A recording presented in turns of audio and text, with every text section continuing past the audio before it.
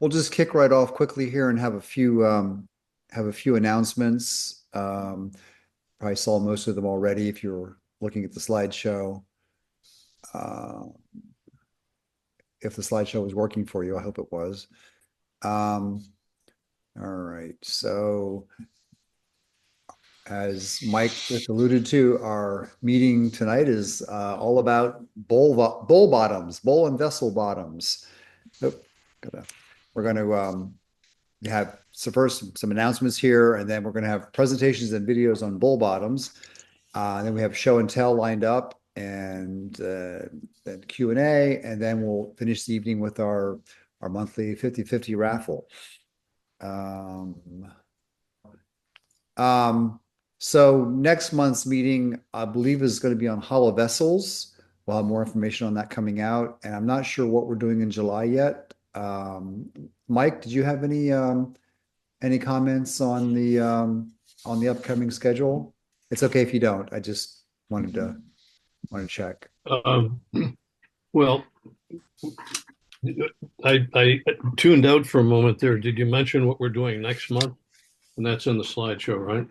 Yeah, Hello. we're doing hollow So, vessels next month, right? We're going to be talking about hollow vessels next month. right. And then for July, and it might be good to have a little feedback here, but we were hoping to organize informally, but to organize a field trip. And the idea that we're kind of kicking around at this point is to make a drive up to Philly, potentially with uh, a vehicle that we prearrange, a mini bus or something, and go see the Museum for Art in Wood, It's which, my endorsement. yeah, it's a fantastic place.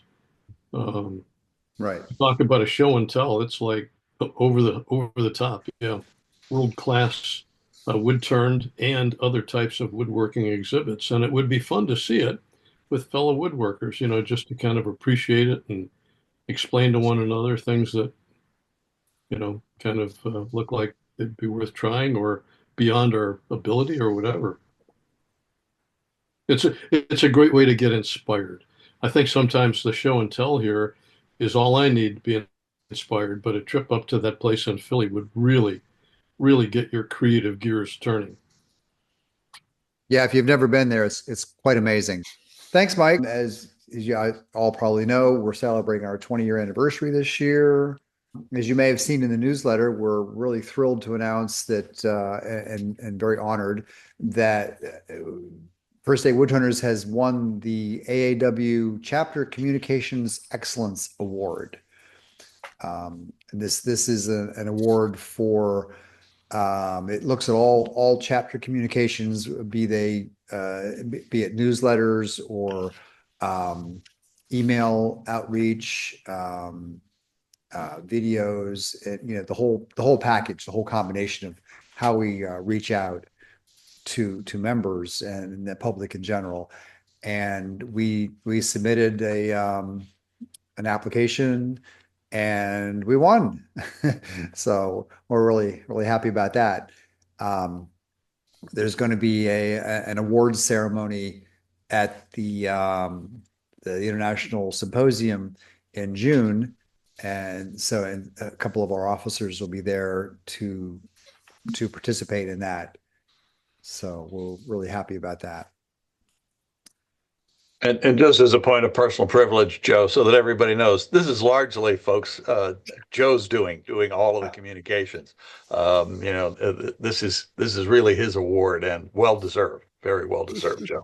Thank you, Jim. Thank you. Appreciate it. It's a team effort, but thank Absolutely. You set a phenomenal standard for yourself, you. and month after month, you just seem to maintain that high quality and excellent communications that is not only useful to us, but I think is responsible for a lot of our new members who've checked out our website, looked at the quality of the content from our meetings and the outreach and decided to join. So it helps on a lot of levels.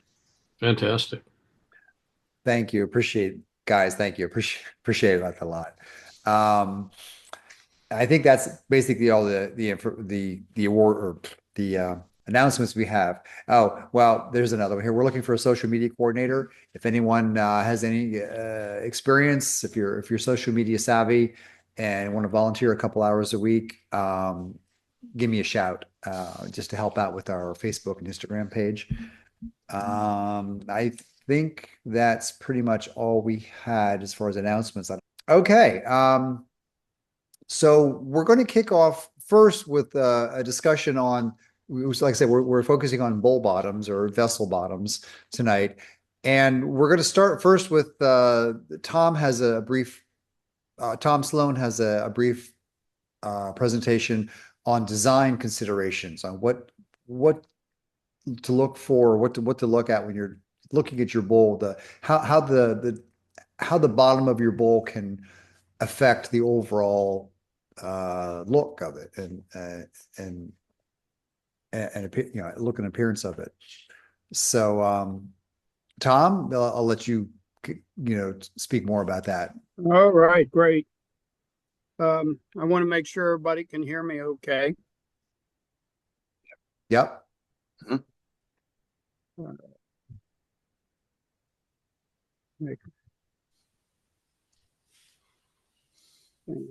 let me make sure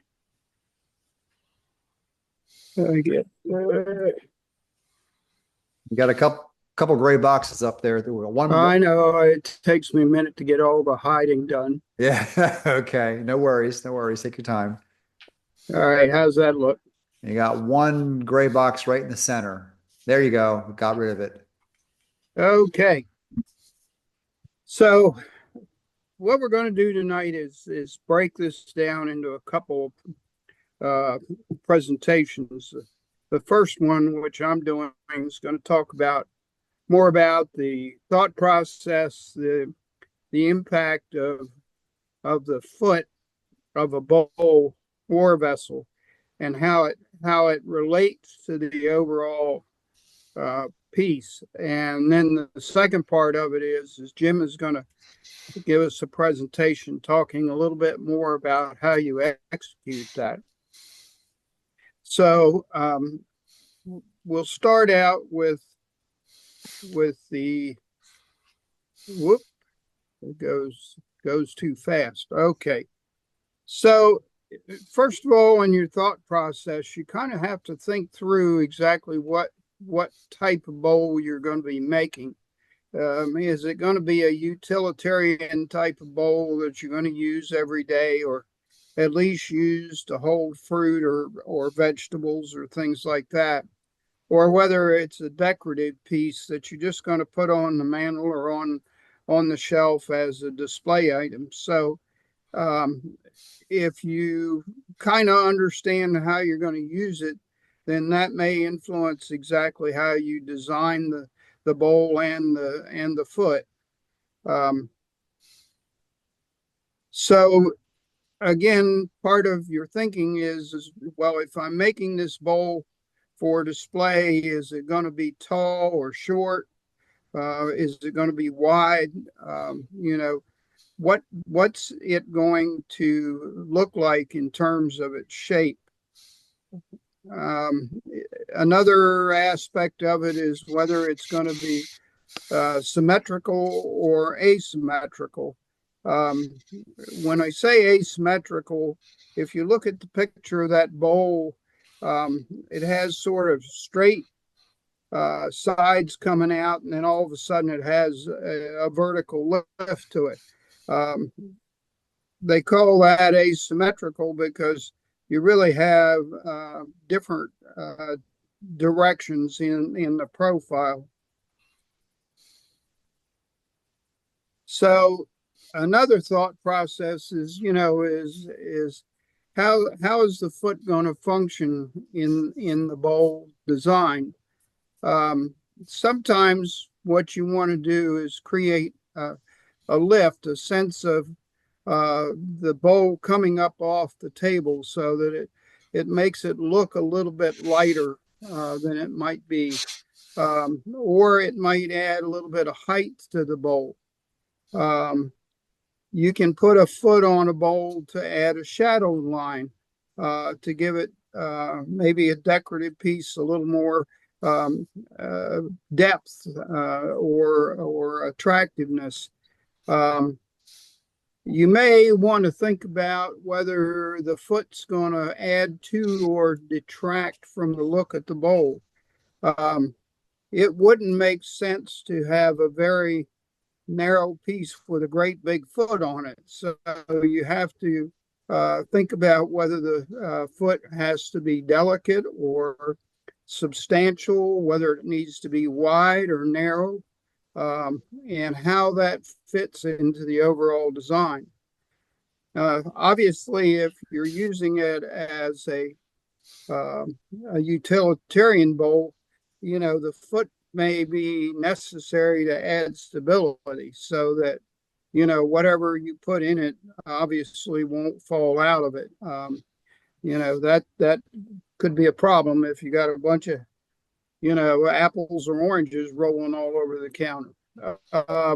Another thought is whether it will add some sort of decorative flair to the piece. So you just need to think through that a little bit before you start working on the bowl and how you're going to mount it and all of that sort of stuff. So typically when we think about putting a foot on the bowl, we either use a tenon or a recess in order to hold the bowl on the lathe. And how can that influence the design of the foot? Well, obviously, if you use a tenon, you're going to have width and depth that you have to plan on. How wide is the tenon and how deep is it? If it's a big, substantial tenon on there because you have a big bowl, that means you have a lot more wood to consider when you get ready to turn your foot.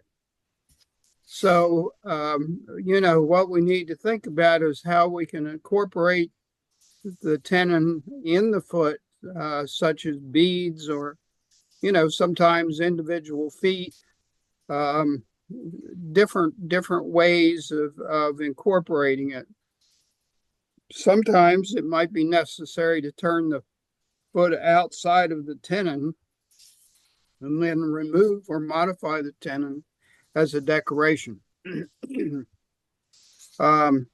Or sometimes you can turn the tenon completely away. The biggest concern with tenon is that the chuck jaws leave marks on the tenon, so you have to be prepared to turn away those marks. With a recess, you still have width and depth, but the depth on a recess can be very shallow or it can be deeper, depending on, how much wood you're trying to hold and whether it's wet or green and whether it's dry. So, again, we think about whether we can incorporate that recess as a part of the foot or whether we turn the foot outside of the recess and modify it as a decoration. It's pretty much the same thing you would do with a tenon, except that you're working with something that is recessed into the wood. Again, you can turn it away completely, but the main thing you have to be concerned about is that with a recess, the depth of that recess can ruin the bottom of the bowl, and you might become a member of the funnel club. So, but the main thing that's nice about a recess is that the chuck jaws leave no marks, so you don't have to worry about leaving marks on the bowl. So what I thought we'd do, I have a number of pictures here that I'm going to be showing, and these bowls were part of our gallery of work that's been done over quite a number of years. What we're going to do is talk about the particular pieces. We're going to look at the foot on the bowls and see if any of us consider that there are other possibilities that might work better with a particular piece, or whether you like it the way it is. So feel free to pipe up and add some comments. And we'll start with the first one here. And what you see is a natural edge bowl. It has a flat bottom. I guess in consideration, does anybody think that that was appropriate, or do you think it should have had some lift or a bead or something under it? Anybody got any comments? I have a question. Yes. Is that a once turned or a twice turned bowl? I really don't know. It was a once turned bowl. Once turned and the bottom stayed that flat. Yes. Okay, congratulations. That eludes me completely. I'm impressed. Very nice. Feels too flat to the bottom, too flat to the table. I'd like to see it lifted a little bit. Yeah, I think I would have went with a foot as well. It's really nice. This design for the foot, I think, really popped it. Yeah. So I think that would be a suggestion I would have, would be to add just a little bit of lift to it to give it a lighter look, and give it a little bit of a shadow line. I think I kind of agree with that, but with this particular piece, if you tried to do that, I think you would lose quite a bit of the natural edge on the one side there. Could be. And plus, I think a lot of people would have chosen to go with a foot there, and having not gone with a foot, I think you made it more unique. So in that way, it's more artistic, I think, having not a foot, because I think the rest of us would have gone, oh yeah, it needs a foot, but Yeah, makes it more, more of a artistic I piece. still like it. It gives it more. I think it gives it a more artistic look to it. And more. Yeah. We're thinking practically because we're all just craftsmen, but Yeah. that's an artist that did that. Yeah. Maybe So then bowl number 2 here was an asymmetrical bowl. And it looks like it may have a flat bottom, although since we can't actually see, it might be recessed underneath. Any opinions on it?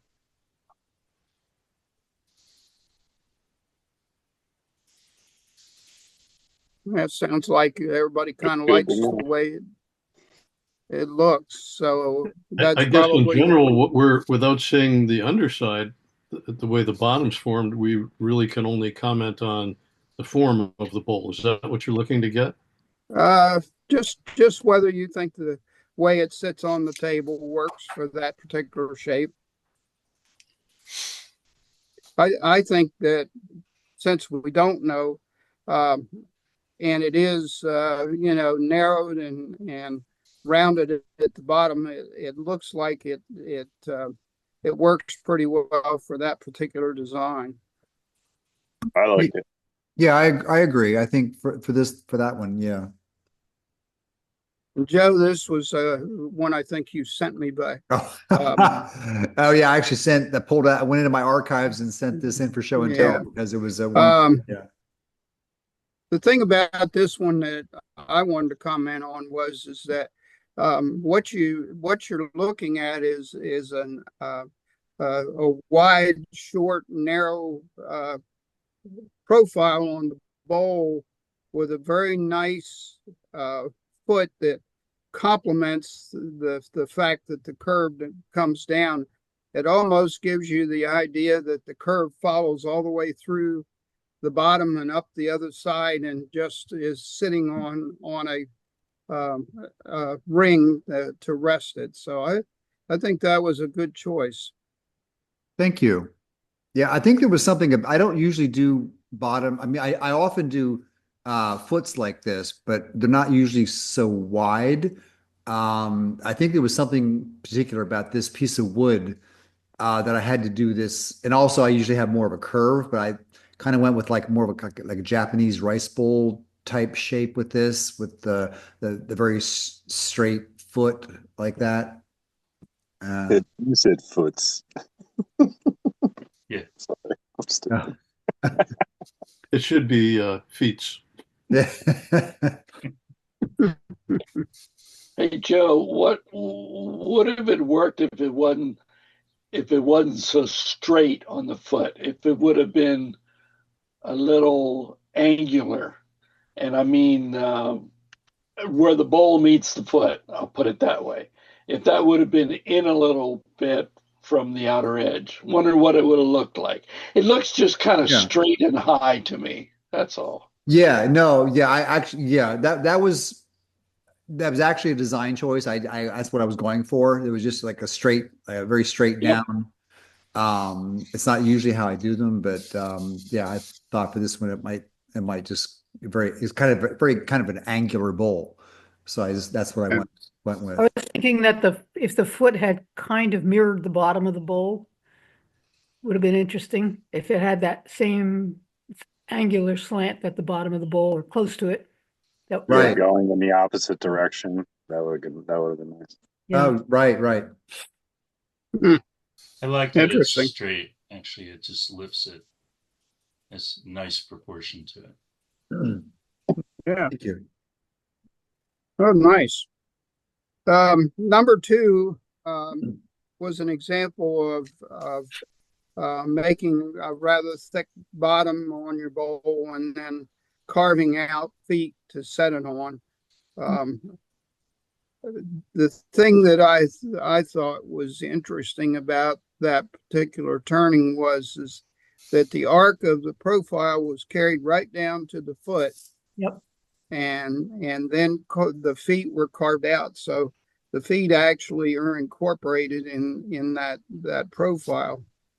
So that if Yep. you got to see the bottom, which you can't really see here, the sides curve right down along between the legs, so to say, and come back up on the other side. But what I was trying to do was make 6 feet.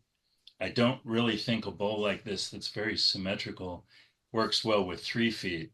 So I prefer to make 6. I basically, from the front, as you see it here, you can see the center arch. From the sides, you see 2 smaller arches. So the 6 really works for me, and they're sort of carved like, I guess, like 3-sided, like almost pyramid shape from underneath. Hmm. It's kind of fun to think about it as you're working. That was my intent, that right from the start, I knew I was going to try to do something with the feet because the natural edge was so nice. I just wanted to do something that was more interesting at the other end of the bowl, you know? Yeah, I love this piece. I've always first time I saw it, I was like, wow, that's it's a home run. I love the way it looks, but I would never want to do it. You know, it's fun. I actually like carving. I have done quite a bit, and it's I don't have anything in mind when I'm starting. I just sort of work my way through the shape.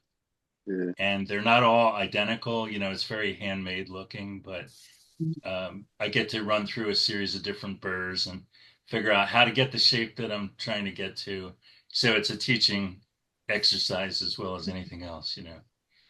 Well, the other thing I see there is it gives it lift off the table, and the light passes under it, which gives it another dimension. Yep. Yeah. And it's interesting that the bowl form itself is fairly heavy, kind of chunky, nicely Yes. turned. But with that open foot design there, it makes the whole thing much lighter, almost like Exactly. Yeah. it's a nice contrast. Yeah, I actually have slides where I compare this bowl to one that I did when I first started, which is also very clunky bowl, in fact, thicker than this one. And when you see the two side by side from all the different views, you understand my 8-year progression, so to say, you know, like what I didn't understand when I started and what I understood, you know, at that point of making that bowl. So Roughly how thick is that? how thick? That's Roughly. reason. That's pretty thick, at least 3/8. Okay. It's not a thin little thing, you know. I'm just trying to gauge the size in my mind. That's about maybe 10 to 12 inch wide at the top. Okay. And I'm trying to keep the bark on, and I don't want to get it in. Some others I have done very thin bark edges, but they're fairly difficult. And this one I just wanted to see as much of the burl as I could. It's cherry burl, and keep the bark. The bark is beautiful on it. It is. It's gorgeous. You mentioned that's a burl, so there's all kinds of figure happening all around it. You mentioned burrs that you used. Can you describe more about how you did the carving actually?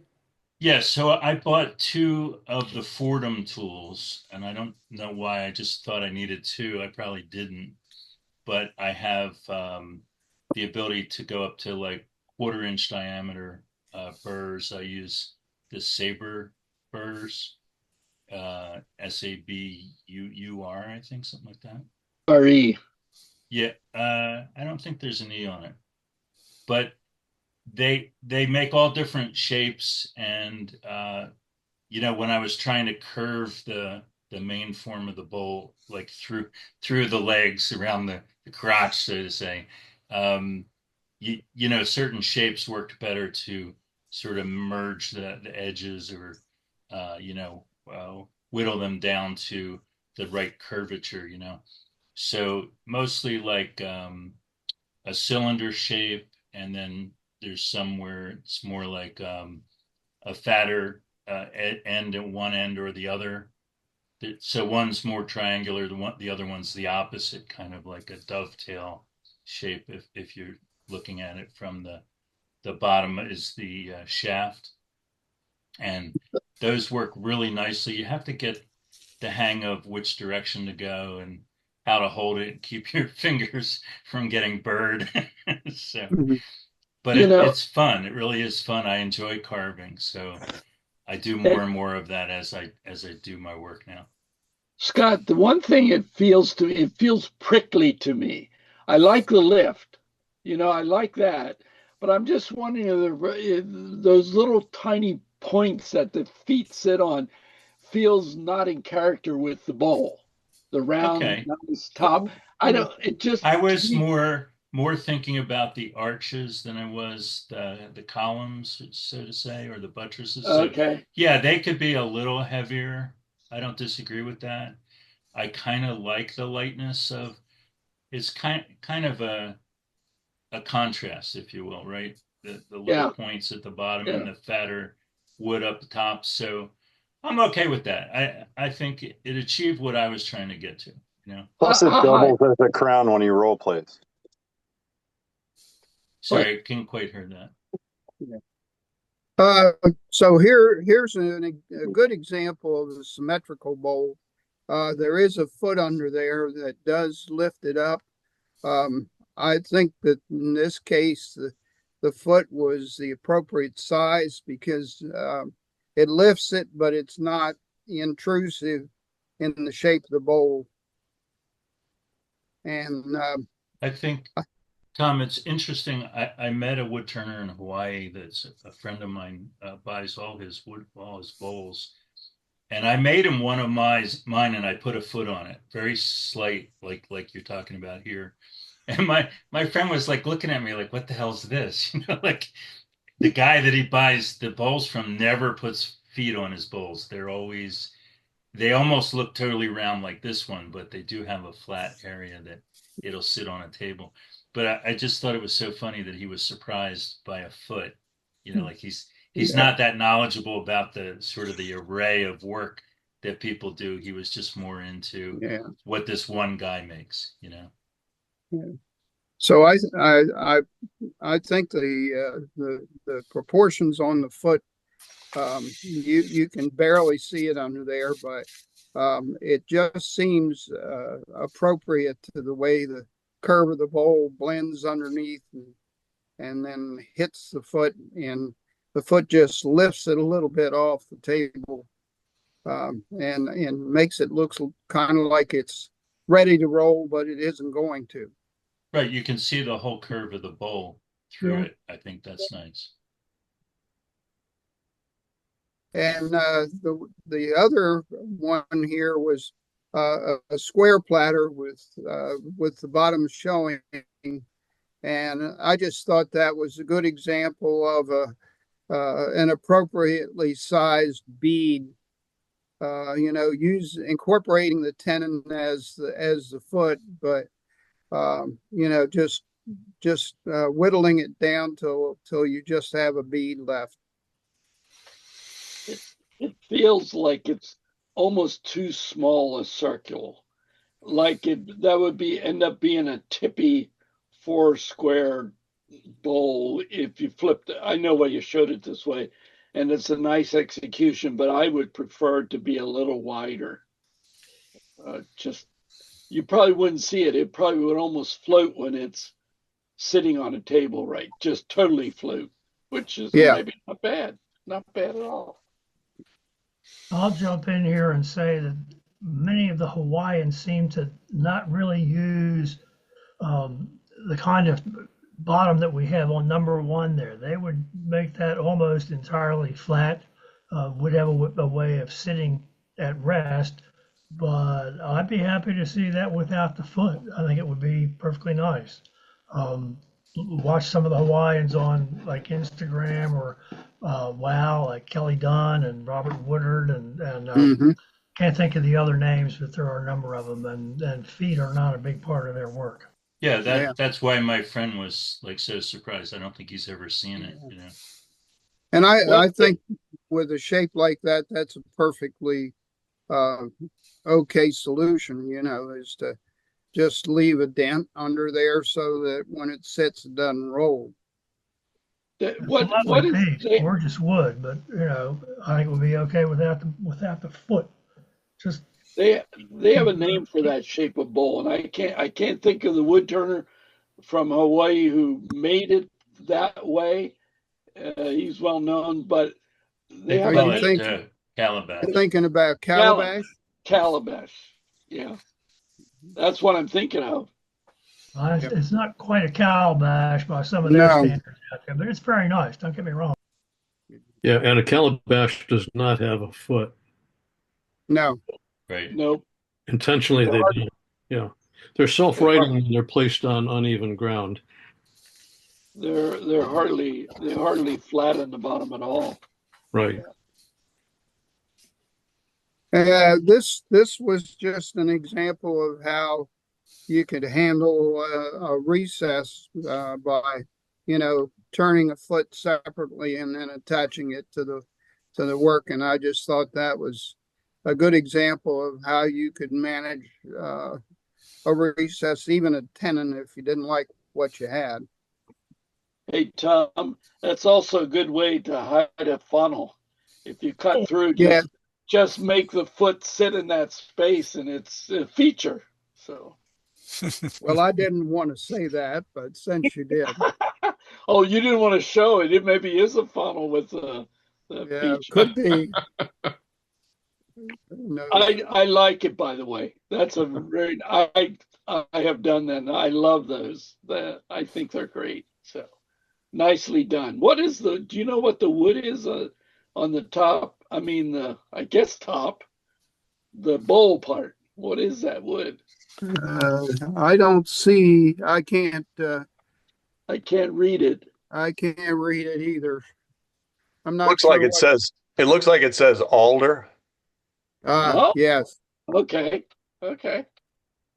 I'm guessing the foot is walnut. No. Yeah. I think the second one here is a good example of a foot that is blended into the form of the bowl. As you see, it comes down. It almost carries right on down to the bottom of the foot with just a slight angle off the plane. Makes a nice decorative piece doing it that way. And of course, obviously the coloring in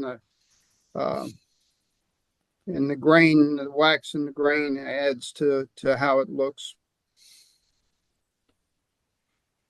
I suspect that was burnt and limed, right? Yeah. Beautiful. So here is a piece where the recess was fairly deep and it was left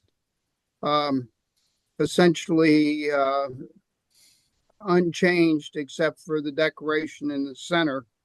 I thought this was just a good example of, a starting point. If you're going to create a recess, where you would plan on what you wanted to do to make a better looking foot for the bowl, whether you put a bead around the outside of that, or whether you carve down into it and make an indent for the bowl to sit on, or just how you might handle that. Also, you could turn another piece that would exactly fit that recess and just glue it in there so that it's a solid bottom. Hey, Tom, I don't see signatures on these bottoms. Is that the way you chose them, or are people just not signing them? No, I didn't choose them based on who made them. I just picked out pictures that I thought would, sort of generically show the points that I described in my presentation. Yeah, and number 2 shows a use of tenon that I think turned out very nicely.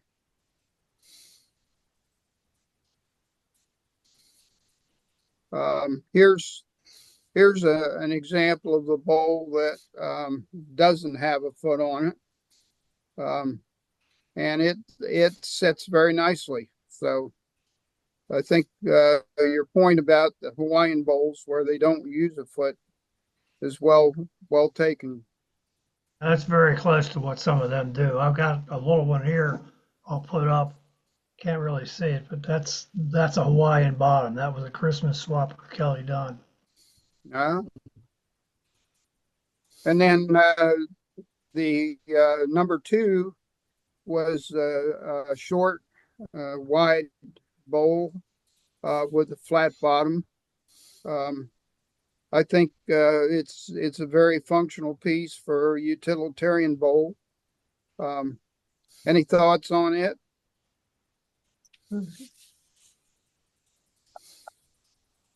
Very stable. Yes. This piece, number 1, I thought was well executed. The shape of the bottom of the bowl carried right on through with the curve all the way to the other side. So, your eye just follows right around the bowl.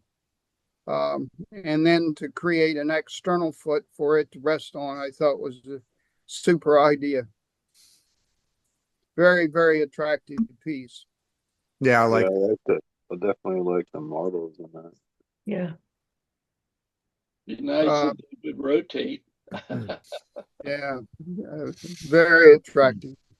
Now, number 2, I thought was a good example of a pretty heavy foot. It looks like the bowl was fairly thick, and so it sort of carries through with the thickness of the bowl. But I'm interested if other people have a different opinion.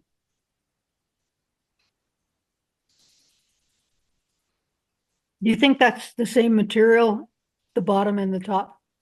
Yes. You can see the sapwood carrying down. Right. Yeah, can't quite.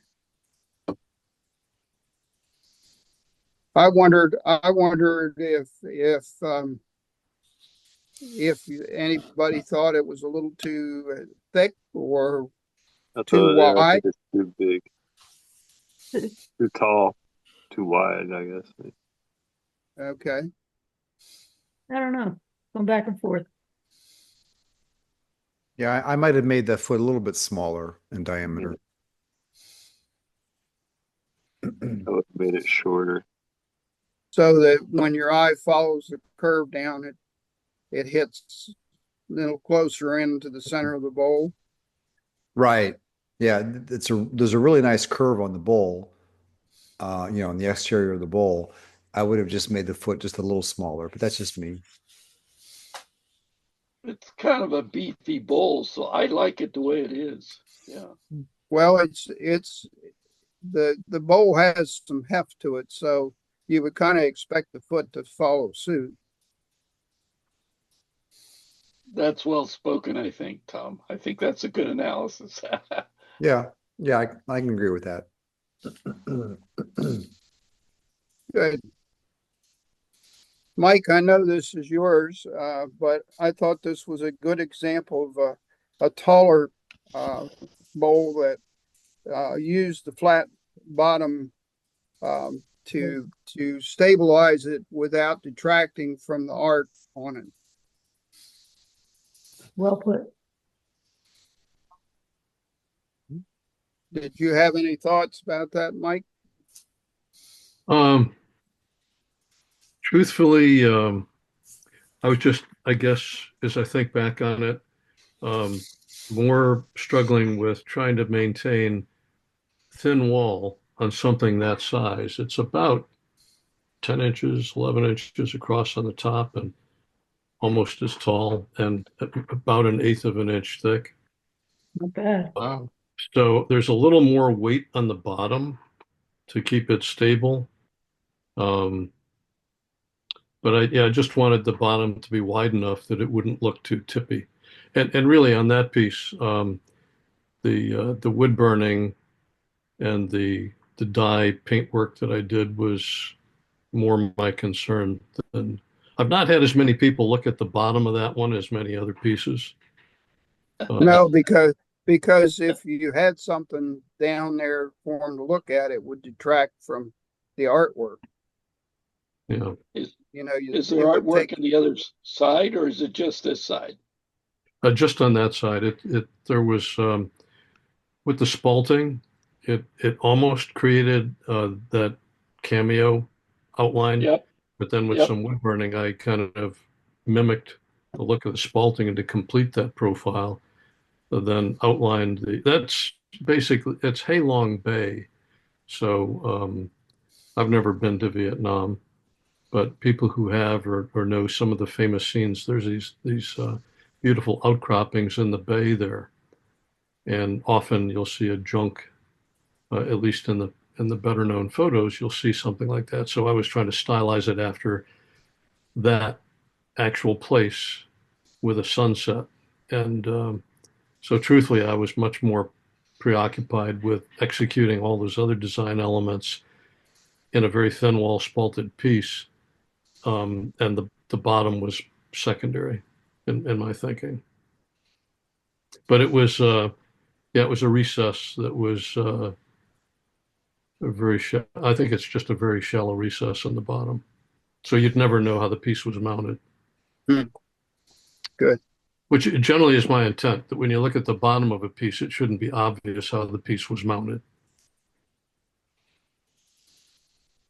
And number two was just another good example of a bowl that was executed without a foot, but doesn't appear to need any lift just because it feels like it carries its own weight, if you will.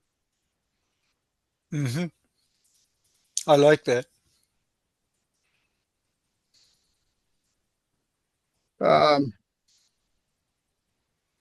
Number one here, I think looks a lot like a Celtic bowl. The way the foot is integrated into the bowl just seems like it has a certain integrated character to the rest of the bowl. I don't know if there's much I can say about it. It's obviously straight sided, so they're not trying to mimic the curve, but it seems like it has, you know, real stability. Yeah, I like that. Yeah, I think it works. I think it looks a little bit like a rice bowl. Yeah. Rice Very nice. bowl is another bowl similar. Yeah.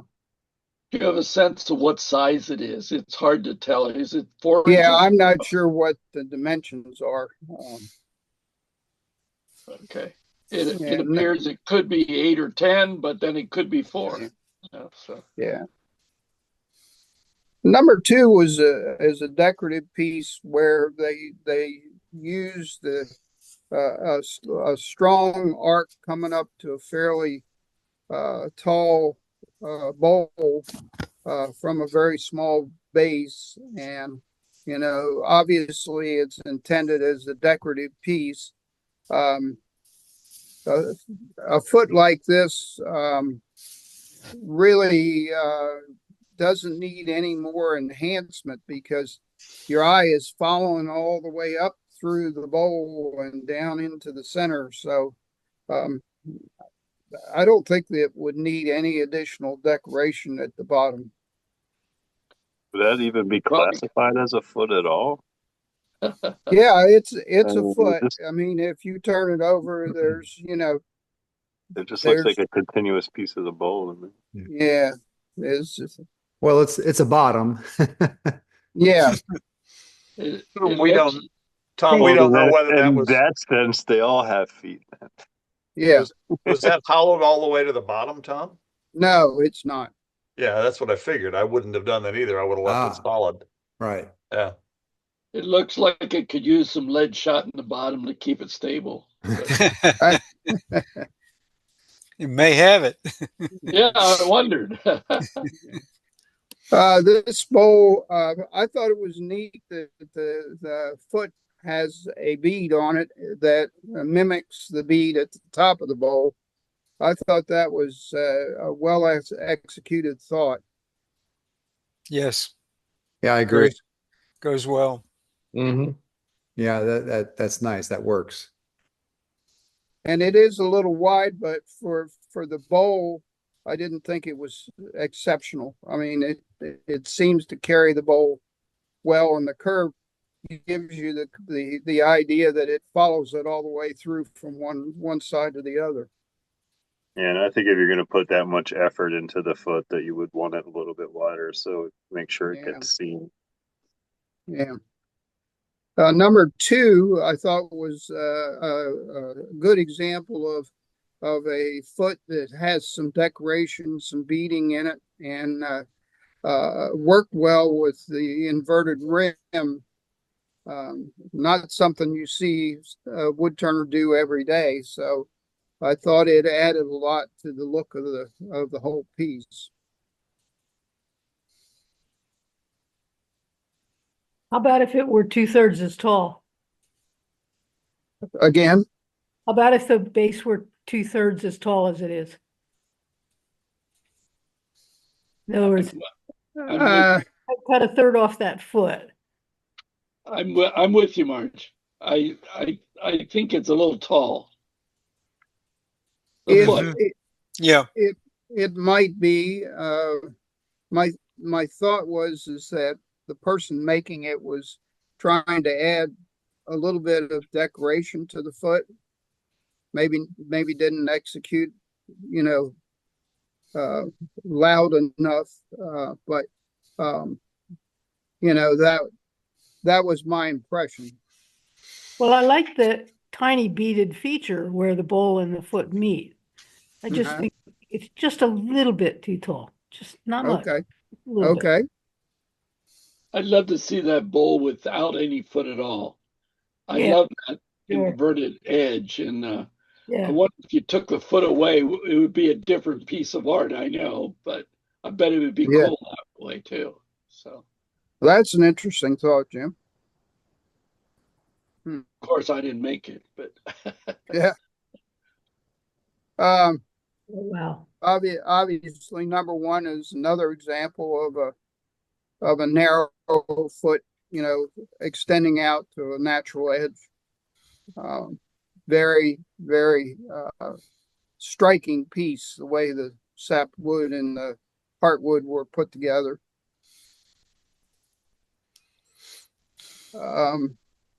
Number two was just an example that I added to show, using an insert to hide a recess,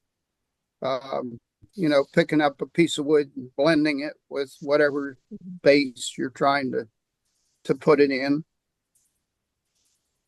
And these are the last ones. Both of these were just examples of using a foot that extends up a little higher and is a little smaller. Number one was copied from several pieces that were done by the English woodturners. That was kind of a style they were studying back several years ago, and Ray Key was sort of the influence behind that one. And the number two was just a study in using an OG down to a foot, and I just thought that they might be of interest since they're a little bit different shapes than standard bowls. number two is a pregnant bull, if there ever was a pregnant bull. It just looks pregnant. It probably was. I don't know where the papa was. Well, that's number one. Maybe that's what it was. So that's all I had for my presentation. I did include some references that you may enjoy looking into. I will tell you that if you're interested in looking at the Richard Raffin book, if you're familiar with Hoopla, which is usually connected to the libraries locally, they have a copy online, so you can get the book electronically and look at it. It's it's a really good book, very interesting, and certainly more detailed than what I went into. And then I found this Brander Bond, Q Branch Woodworks YouTube, and he was doing a nice study on, putting foot on a bowl. So that's all I had. Hey, Tom, I guess The Art of Turn Bowls is Raffin's book after his turning bowls. That's correct. Okay. That's correct. Okay. Okay, let me see here. Okay, Jim, I guess you're up. Thanks, Tom. That was good. Thank you. Thanks everyone for the input. Really discussion. Good comments. Yeah, good discussion.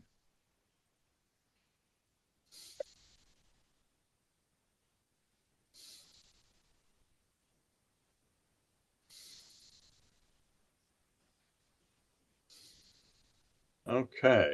Everybody see that okay? No black boxes. I don't have a second screen to check it. There's a tiny, just a sliver of a black box at the very top.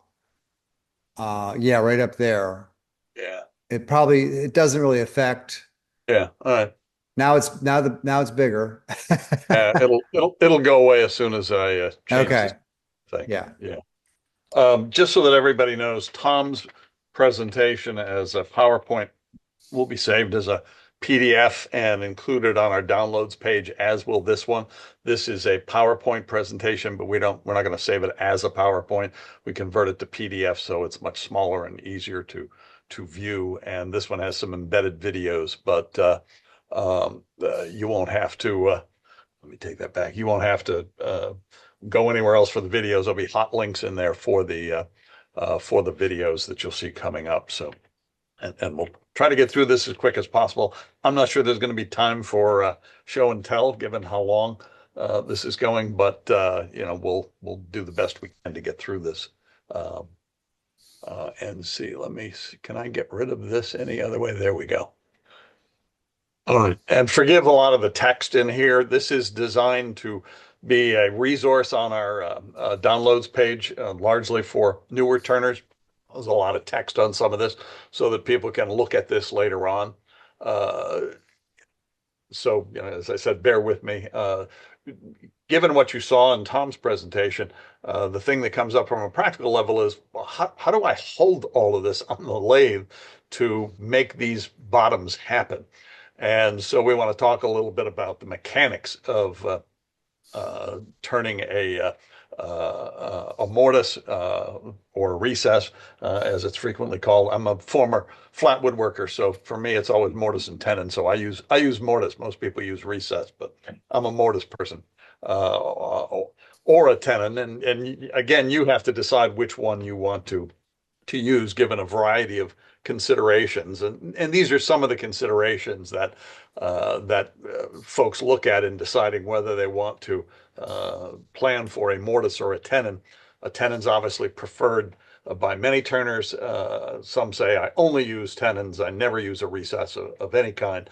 And the most common cited is wood fibers are stronger under compression than under expansion, especially with end grain blanks. So it's safer using a tenon. They also give you a broader range of bottom design choices after hollowing, especially when using wider tenons. You have a lot more options available to you than if you use a recess. Tenons on the bottom of the thinner than with a mortise. For example, you have more interior bowl depth if you're using a tenon and turn most of that tenon away. And some people always cite this, which makes me crazy. So tenon removal leaves no evidence of how the piece was created. And I have to add, but does anyone really care?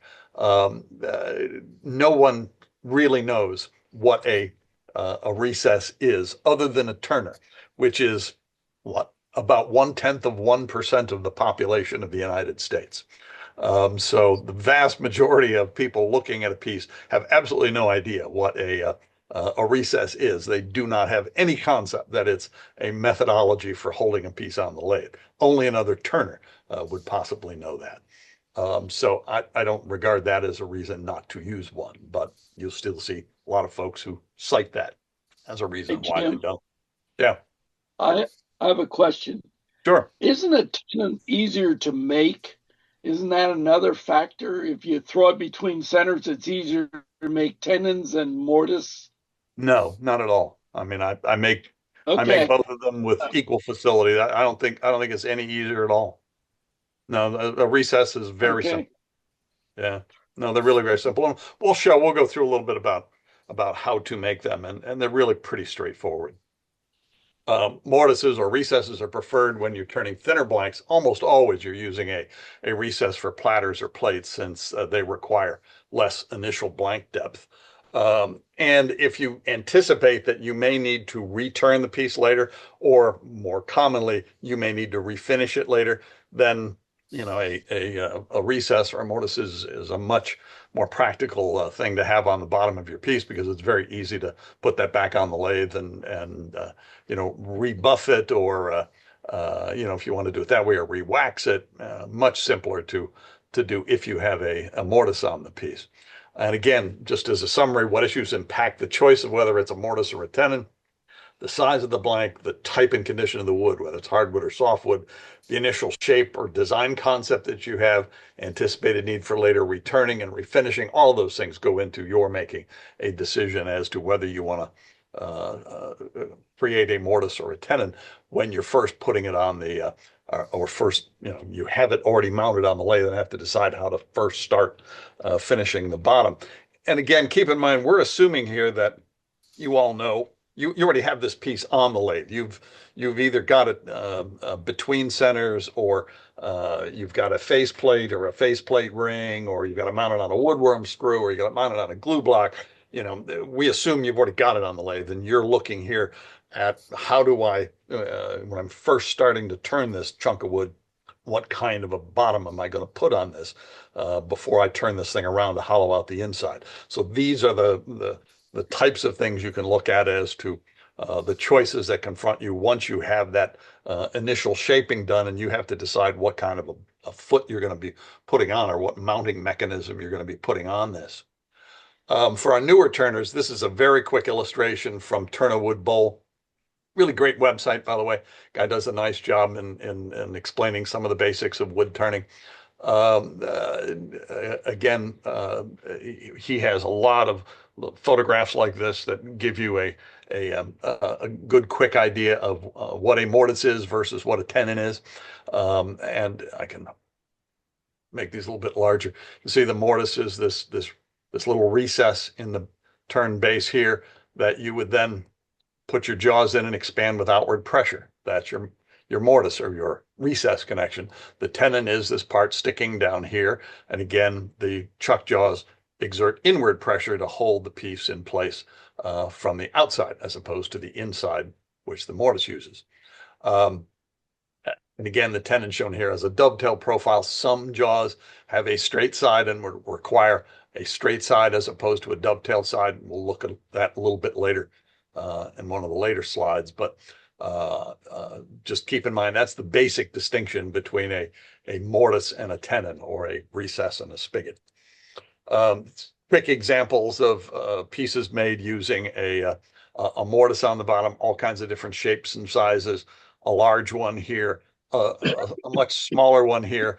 I will tell you, if I were to do this one again, I would clearly make this much larger. It turned out being quite stable enough, but I'm much happier having a little bit larger one like this one. This is probably larger than need be on this piece, but given the heft of it, and you can't really see it from the back, but given the heft of that piece on the front side, that this was a much larger mortise.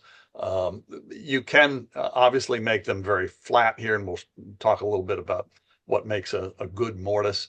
You can leave it either completely flat all the way across like this one is and just put a little surface decoration, or you can use the flat area that you're going to need, and we'll explain that why in a minute, and just leave a decorative disc inside. Richard Raffin does that kind of thing a little bit, leaving a decorative dome inside, as long as that dome is below the level of the absolute bottom of the feet that you have. So you can make your choice as to how you want to leave it decorated, or just leave it dead plain, and we'll show you one of those in a minute as well. Here you go. This is the kind of the range of different mortises that you can put in. This is just a very simple, basic one. It is a dovetail cut underneath here, totally flat across the bottom, no decoration or anything, very simple to make. This is one that Richard Raffin just turned last week.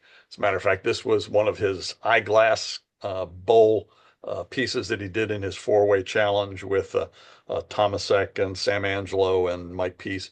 And you can see here he made a very small recess in here with a little dome inside. And you can see, I don't know whether you can see it on your screens, but there's a slight depression going down to that dome. Again, fairly simple design, very shallow. This one's a little bit more decorative here. I'm not sure why do you guys see a create event thing on that? Yes. Yeah, I'm not sure why that's there. I have no idea why that's there. Anyway, you can obviously you can decorate it to your heart's content if you want to. You don't have to. You can just leave it plain like this. Your choice entirely. Very easy to decorate. Doesn't take much if you've got some decorating elves or other decorating tools. Pretty quick and simple to do. Keep in mind, as Tom pointed out in his presentation too, you still have the option at the end of turning, once you've mounted it using the mortise to hollow the inside of the bowl. Once you turn it back around to finish the base, you don't really have to do it if you've finished the bottom using a mortise. You're done if you want to. But if you don't want to, you can flip it around and completely remove the recess. It's certainly an option that you have.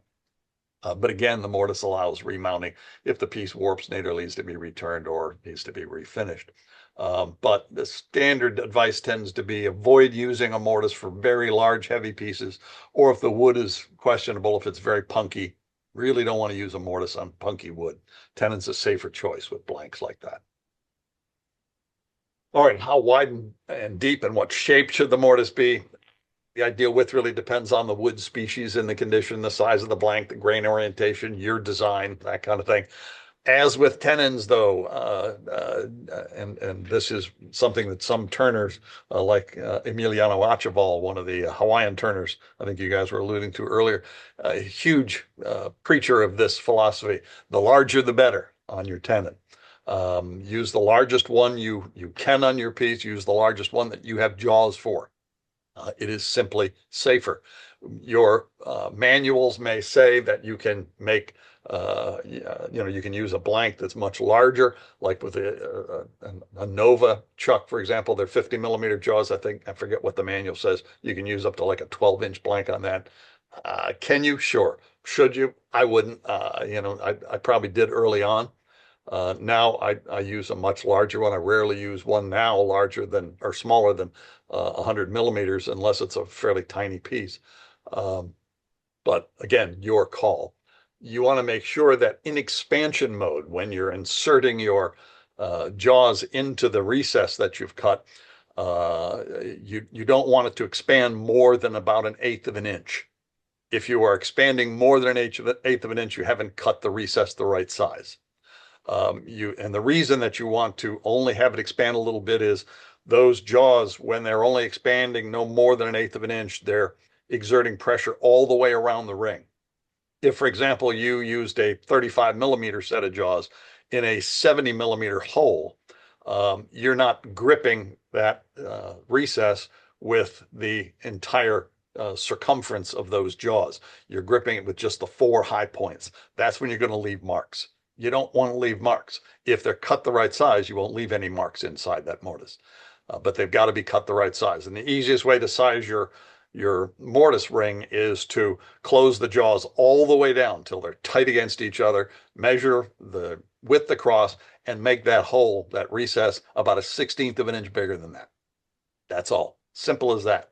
You cut that about 1/16 of an inch bigger, and you've got a beautiful mortise that won't leave any marks when you tighten those jaws in there. How deep should you cut it? I've seen them cut like 1/16 of an inch. I never go that small. I try to keep it between 1/8 and 3/16. Some people go up to 1/4. You don't need to go that deep. 1/8 of an inch is terrific. Again, depending on the wood. How the type of wood that you have, the thickness of how much wood you're leaving outside that recess. All those things go into deciding how deep you have to go. And again, the outer ring has to be shaped to match your chuck jaws. As we pointed out earlier, usually that's a dovetail. Not always. Some of them have straight jaws, but most of them are dovetailed. And so make sure that the outer ring is shaped to match your jaws. And the outer perimeter of that mortise has to have a flat area the same size as the top. And we were looking at that a little bit. I'm just trying to think where that slide went. Well, I'll do this one. You can see in this, whoops, sorry about that. If you'll see here, this has a nice big flat area, so the top of the jaws go against this flat area.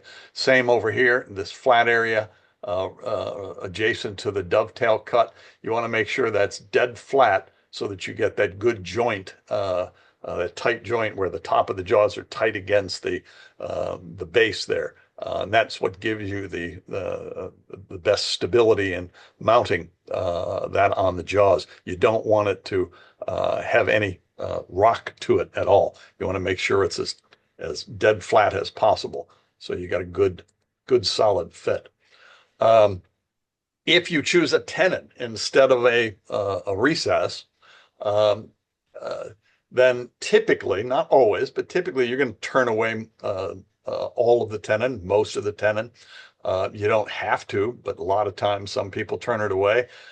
If you can, depending on how you cut this, and keep in mind, this one was one I just turned very quickly for this demonstration, just so that there'd be a picture of a nicely cut tenon. That this one fits a 100 mm jaw set. You don't have to have the flat area protruding from the piece. I did it here so you could see it, but you don't have to. But you don't have to turn that away completely. You can, depending on how you shape this part of it, you can make that this surface here can become the bottom of the bowl, so that you're not really losing any exterior bowl depth. That can become part of the bottom of the bowl. On the other hand, you can also turn it into a decorative foot on the bottom of the bowl. Or you can do what I did with this one over here, just for this demonstration. After I got done photographing this, I simply turned a little beaded foot on it with a little decoration in the middle. Again, this is not a mortise. I didn't dovetail it on the inside. It was simply a tenon that I converted into, after I took off the edges, converted that into simply a little beaded foot. Not something you have to do. It's just one of the options available to you. All right. Most turners know how to do a proper tenon. Again, for our newer turners, a pretty quick review of how to properly size and cut a tenon. Again, this is part of the preaching that a number of turners do. Make it as large as you can, anywhere from a third to 50% of the width of the blank that you're using. You'll see this is again from Turn a Wood Bowl. I feel like this is a bowl of porridge here. This one's too small, this one's too large, this one's just right. So you have to decide what size you're going to make it, based not only on safety, knowing that it should be a third to 50% of the width of the bowl. I try to stick around the 1/3 mark. One of the issues that you're going to have to confront, of course, is how many different size jaws do you have? Because again, you don't want to, when you're in contraction mode, when you're clamping a tenon, as opposed to in expansion mode when you're expanding out against the sides of a recess of a mortise. You want that same small opening between the jaws, no more than 1/8 of an inch. If you've got more than 1/8 of an inch, you're not cutting it the right size, or you just don't have the right size jaws, and many times that's the case. If you're doing it without or with having too much opening, you're not gripping all the way around the inner circumference of your jaws. You're gripping only on a certain number of points around. See, this is a picture of the 100 mm jaws around that sample that I cut, and you can see there's only about 1/8 of an inch opening here, and the top of the jaws are tight against that the shoulder of the tenon, and it does not go down too deep into the opening of the jaws. If, on the other hand, I used a much smaller set of jaws to try to go around this 100 mm, if this was, say, a 50 or 70 mm set of jaws, I'm not going to be gripping all the way around the inside that you want to grip. It's only going to grip on these points, and you're going to come up with the dreaded 8 points around your tenon. If you're getting 8 points around your tenon, you're either not cutting it the right size, or you are not using the right size jaws, perhaps because you just don't have them. And it's just something you have to deal with, obviously. But if you have a choice, you certainly want to, if at all possible, size your tenon to the largest size jaws that you can. And again, try to keep that opening here no more than about 1/8 of an inch. You'll see here, as I said, Vicmark makes jaws up to an almost 8-inch diameter in clamp mode. That's a huge set of jaws. That's a big blank you'd be turning. But there are jaws out there. If you regularly turn really large pieces, it probably behooves you to invest in some of the larger sets of jaws. I think mine only go up to 130 mm jaws, but they go up to 228 or something, I think. So big, large ones available. All right. The other thing about tenons is they should not be so deep that it touches the bottom. Obviously, if it touches the bottom, like right here, then you're not going to have the top of the jaws being tight against the shoulder that you've cut. And that leaves the piece very unstable. When you're pushing against this piece, when you're turning, it could rock in that set of jaws that you certainly don't want. You want the piece to be much shorter so that it is not, so that it allows you to have the top of the jaws fully contact the shoulder. Fairly straightforward. And the shoulder here should be either flat or at the very, it can slope a very little bit up this way so that at least the outer edges of these, the top surface of the jaws contact the outer surface of here. So it can be a slight, if you can't get it exactly flat, which is the preferred one, at the very least, have it angle in towards the center a little bit, not the other way. You don't want it angling down because then you're not going to be touching the top on the outer perimeter, which is where you want to be. And as we alluded to earlier, you should have a profile cut to the outside to match the profile of your jaws. Most jaws have a dovetail that's 15 degrees. Vic Marks is 13 degrees. Just learn to cut your dovetails to the profile that your specific jaw sets have. Some of them, like the older Nova jaws, this one, I'm not sure how clearly you can see this one, but this one has straight-sided jaws. It's got dovetail on the outside, but the inside is straight, except that right along the very top surface of that jaw is a bite ring. And that bite ring bites into the tenon. It would bite into the tenon like right up here. And it works very effectively. I haven't had a problem with it. I don't use the 50 millimeter jaws on tenons too much, but you can. And it again, you don't cut a dovetail for that one. You cut a straight side, and that bite ring bites in right here. Again, works pretty well. I've not had any particular problem with it being unstable. And I think, I'm not positive, but I think they've gone away from this in their more recent iterations of their 50 millimeter jaws. I think they're now dovetail on both sides. So don't hold me to that. But again, here are pictures of a proper tenon. This was a 9.5-inch bowl. So the tenon was 3 3/8. I made it to fit the jaws that I have. That's about 36%, just a touch over a third of the finished bowl size to fit the 100 millimeter jaw set. And that's how the jaws should fit again for a secure hole. Here you're seeing, obviously I'm using tailstock support, as you should whenever possible. There are some turners you'll see who won't use tailstock support. If this is being held on a woodworm screw or a faceplate ring, that kind of thing, they won't use tailstock support. Not a particularly safe practice in my view, but there are some turners who do. If for some reason you don't use tailstock support, at the very least make sure you dimple the center of this to at least leave a center mark on your tenon, because that can become very important when you're remounting it later on, particularly using a vacuum chuck. So anyway, keep that in mind.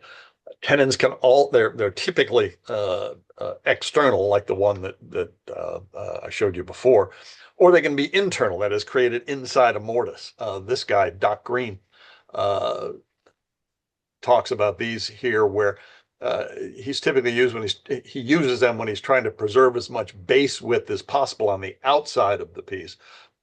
Normally, if I was cutting one, this might be cut down more and the tenon would be protruding out from the bottom of the bowl. But that means the depth of your bowl on the outside obviously isn't going to be as much. You're turning away some of the bowl depth. And so you can certainly use an internal tenon, which you can either leave in place or turn away later on. Interesting choice, but you certainly can if that's something that fits the particular design or the particular piece you have that doesn't give you as much wood to play with as you might want. So it's an option you can certainly look at. All right, so let's assume for the sake of argument that you're not going to use a mortise, a recess, because if you do, you're finished with that. Once you turn the bottom side of your bowl, you're going to put the recess in place. You're going to sand, finish, and then flip the piece around. You're done with the bottom. But if you're using a tenon, you're not done with the bottom. You'll put the tenon on, you'll mount it in the jaws, you'll hollow out the inside. Then you've got to turn the piece back around to finish the bottom of the bowl, or whatever the vessel is that you happen to be working on. So what kind of options do you have to turn that bowl around in order to complete all the really interesting variations that Tom was showing in his design segment? If you have bowls with flat, even rims, then you can use cold jaws or Longworth chucks, jam chucks, donut chucks, vacuum chucks in place. Bowls with uneven rim shapes, like natural edge bowls, you have much more limited choices, just jam chucks or vacuum chucks, not vacuum plates. If you got vases or urns, best one's a donut chuck or a specialized vase or urn mounting device, or jam chucks. So it really depends on the piece that you've got as to what mechanism you might use to hold that piece on the lathe. Let's take a look first at cold jaws. These are two different sizes of cold jaws. This, as you can see on the right here, this is a smaller set that holds up to 9.5 inches. The one on the left is a little bit larger set that holds up to 15-inch pieces. The cork adhesive tape is on there to protect bowls that you're mounting there. A lot of people, you see them using paper towels and other things to protect it. Glenn Lucas, the Irish woodturner, has long used adhesive cork tape, which I thought was an outstanding idea. So you just buy a roll of it from Amazon for a few bucks and stick it on. But of course, when you buy it, you get a zillion feet. So use only about 2 feet to do both of these. So if anybody needs any cork adhesive tape, let me know. I'll be happy to cut it and mail it to you. I got a lot left in the roll. But they work really great. Protects the edge of the bowl quite nicely when you're mounting it in the chucks. Now, one of the things you'll notice here is the different buttons that appear on this one and on this one. They're very different shaped buttons, and we'll take a closer look at those here. This is just for comparison purposes. This is the same bowl, the one that I rough turned earlier. This is the same bowl in the 9.5-inch jaws and in the 15-inch jaws. You can see how different it is in holding them in place. Now, notice the different size and shape of the buttons that are holding the piece in place. As you'll see on this one has, I guess they're trapezoidal, if I'm remembering my math term. Somebody correct me if I'm wrong. It has trapezoidal shaped buttons that, as you can see, really form nicely to the contour of a curved bowl like this. Holds it very securely in place. That bowl isn't going to go anywhere. On the other hand, these buttons on the smaller version are straight-sided. There's nothing holding that bowl in place without tailstock support, which you would always want to use till you get to the very last little nub. Not at all as secure a hold as these buttons. So be cognizant of what buttons you have given the shape of the piece that you have. You can use cold jaws in expansion mode to hold a bowl or vessel from the inside. Maybe not as secure a method depending on the shape of your piece and your available button sizes, or as practical if it's a particularly thin wall piece, because you can blow the piece out pretty quickly. And again, always best to use tailstock support until you turn away that final nub. Quick review of the different shaped buttons that are available for cold jaws, all the way from tall ones to medium size. This is a Vicmark trapezoid, and these are Nova, and again, some of the smaller straight-sided ones. But keep in mind, you can also, just by adding larger screws, and I think in most cold jaws, these are M6 screws, by getting different length M6 screws, you can stack the buttons to get more height, or you can turn just a wood extension and make them taller, or just make a solid wood one and cover it with vinyl tubing and whatnot. I think Gary, you did that on one piece that you had earlier, as I recall. But anyway, lots of different choices on buttons that you can use on cold jaws. All right. Next are Longworth chucks. They're not really chucks. They're really devices that go on a scroll chuck. These are simply opposing wheels that this has a faceplate ring mounted on the back that you mount in a chuck. I think that's a 128 millimeter set of jaws, so it's a fairly large faceplate ring that goes on the back of that. And these turn opposed to each other, and you'll see it in the video in just a second, that eliminate the one major problem with cold jaws, which is on the cold jaws, all of these buttons you have to remove individually and move out to whatever, either in or out to whatever size you need. It takes time. It's not a huge pain, but it does take time. Longworth chucks eliminate the need to do that because it turns all of them all at once, as you'll see in just a minute. You can see that same bowl held in place by the buttons on the Longworth chuck, and again the buttons on this one are also angled to give you a little more security with it not falling out of there. But again, use tailstock support whenever you are using those. And here's a little quick video on how a Longworth chuck works for those who had never seen one before. All right, next, let's take a quick look at Longworth chucks.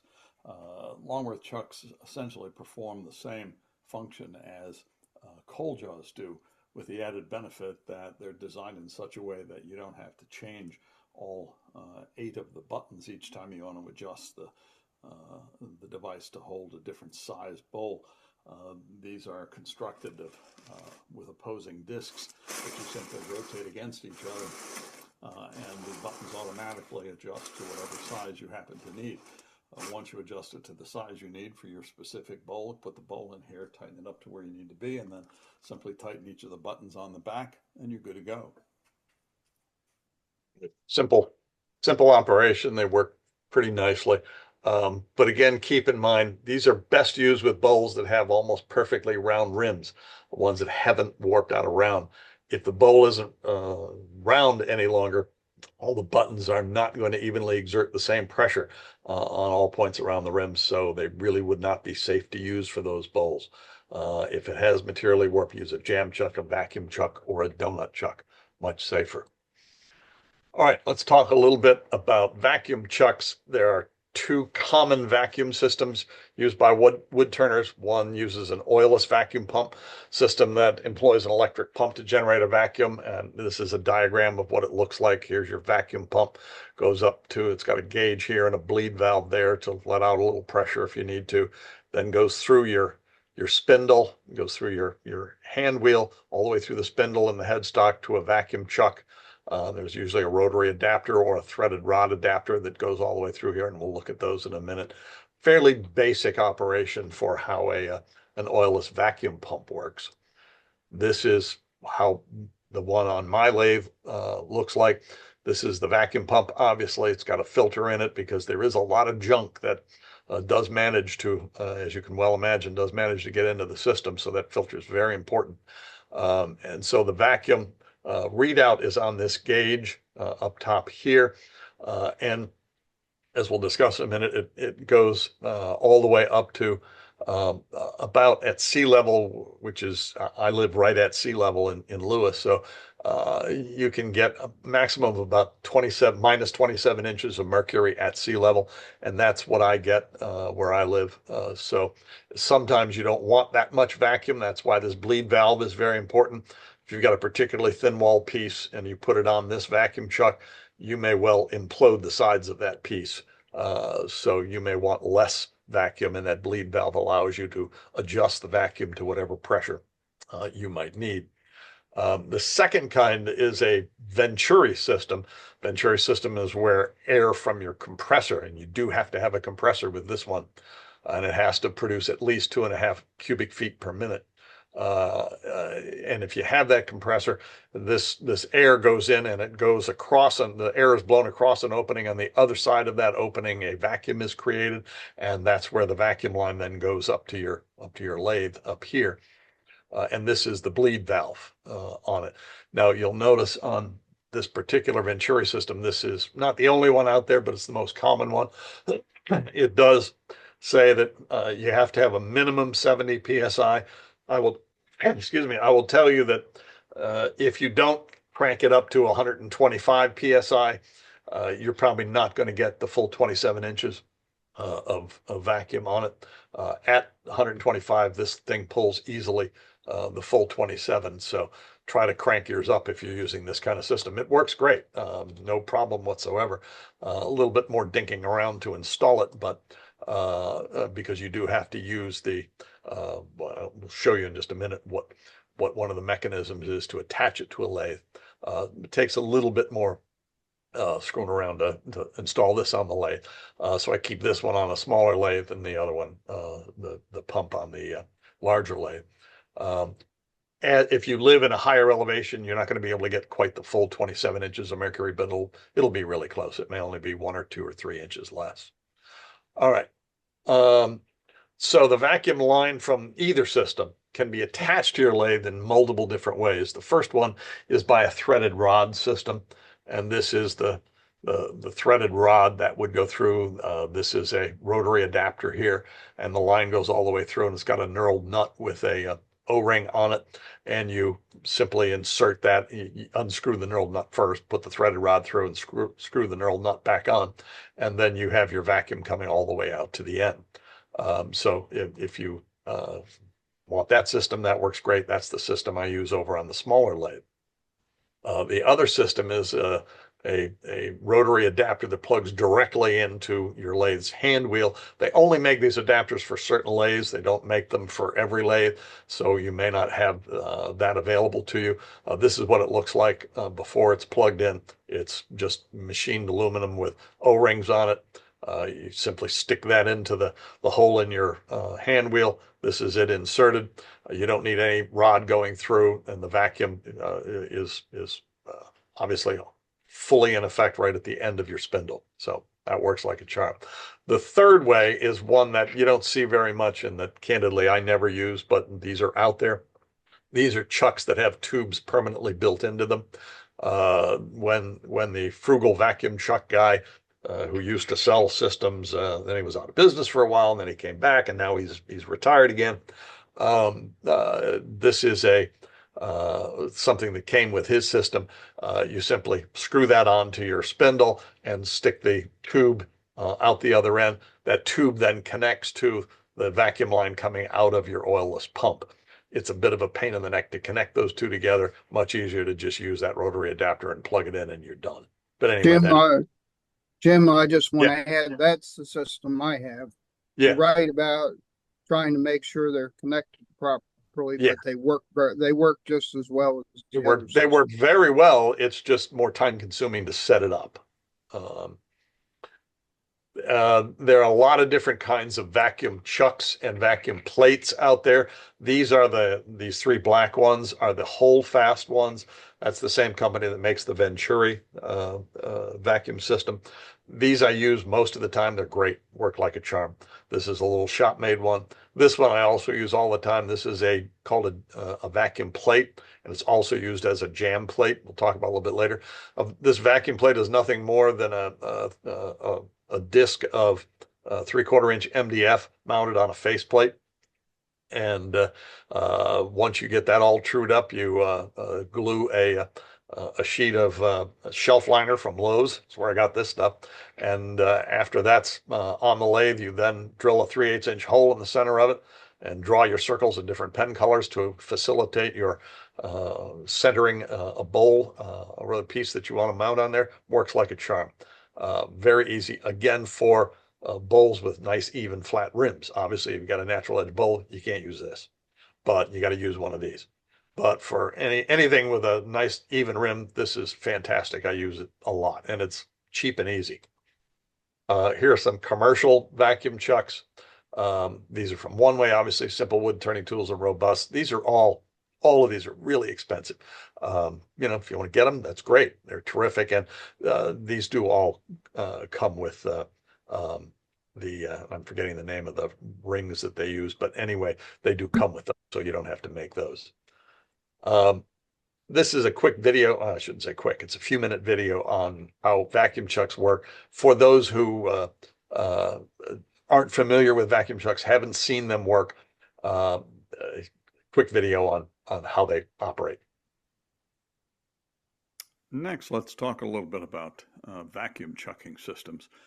As we talked about in the PowerPoint presentation, there are two primary kinds of vacuum chucking systems used by wood turners. The first one is the one shown here. This is an oilless electric vacuum pump system that operates obviously on the basis of having this small electric vacuum pump connected to your lathe, and it's connected by means of a tube that runs to whatever connection system you're using. It could be for, like this on this my Powermatic, it's a simple little connector that just plugs into the hand wheel, which is very convenient. If you don't have that available to you because it's only made for a few kinds of lathes, then you can use the threaded rod that's hanging in the back over there. That's a threaded rod that goes through here and out the end of the spindle with a little knurled nut that has an O-ring on it that seals it for using it as for vacuum chucking. So either of those connection methods, you use that to connect to your lathe to create the vacuum needed for a vacuum chuck. The vacuum system is turned on at the vacuum pump, and you'll see it makes a little bit of noise, so my apologies for the noise. And you'll see it doesn't really draw much of a vacuum. In the gauge, it runs from 0 up to minus 30 inches of mercury, which is maximum atmospheric pressure. If you put your finger over the hole in the vacuum chuck, you'll see the gauge goes up to almost 27, which is about the maximum these kinds of systems will draw. And take your finger off the gauge and it goes right back down again. So it's drawing a good vacuum here at my house, where we're only a few feet above sea level, so it should be drawing almost at full maximum 27 inches, and it does. All right, now let's take a look at the other kind of system that is typically used by wood turners. All right, this is the hold-fast vacuum generator system. This operates on the Venturi principle and requires a compressor capable of drawing at least 2.5 cubic feet per minute of air. This system also will pull a vacuum of about 27 inches, so it works just as well as the electric pump, assuming you have a generator. Not everyone has a generator, or at least a compressor capable of drawing 2.5 cubic feet per minute. So you may not have one at all, or may not have one with that capacity, but if you do, this is certainly a very decent option to use. If you set your compressor, as you can see, has a maximum PSI of 125, you don't want to set your compressor above that. But if you do set your compressor at 125 PSI, it will draw up to the full 27 inches of mercury. So it's an excellent alternative to an oilless vacuum pump, because the oilless vacuum pumps are hard to find. Robust sells one now, but they are difficult to find at any kind of a reasonable price. This hold-fast system attaches to the lathe, again using a tube. It goes up to the same kind of threaded rod that we were talking about on the Powermatic, and again, it just the rod goes through here, connects to your spindle, and you put it on your vacuum chuck, and away you go. You have a nice vacuum system for your lathe without the need for an oilless vacuum pump. Now, the next issue that you have to confront when using a vacuum chuck is, how do you get the bowl correctly centered on that chuck? You can try to do it by hand. Not as easy as you might think. Takes a lot of monkeying around with it to get it spinning reasonably true. The easiest way to do it without having to monkey around with it is to reverse mount your bowl while it's still in the chuck, to reverse mount it on your tailstock using one of these kinds of reverse chucking adapters. This is the static kind of chucking adapter. It does not spin at all. It's stationary. This kind is simply your live center with an adapter that adapts the thread from 3/4 by 10 to 1 1/4 by 8 on my lathe. I don't use this to mount bowls on a vacuum chuck, only because it really doesn't provide the kind of stability that one wants. There's a little play in it. So it's difficult to get a perfectly true mount or even a reasonably true mount. You have to monkey with that a little bit. It's much easier using a static reverse chucking adapter like this. That simply goes in the tailstock like this. You'll see it mounted on my chuck here, and that gives you a much better chance of getting a true running mount the first time. All right, now how you mount a bowl onto a vacuum chuck is pretty straightforward. First, you simply turn on the generator, or the vacuum pump rather, and once you have the vacuum pump operating, then you simply wind the bring the tailstock in and wind it against the vacuum chuck until you hear it. You'll hear it grab, and then you simply loosen the chuck,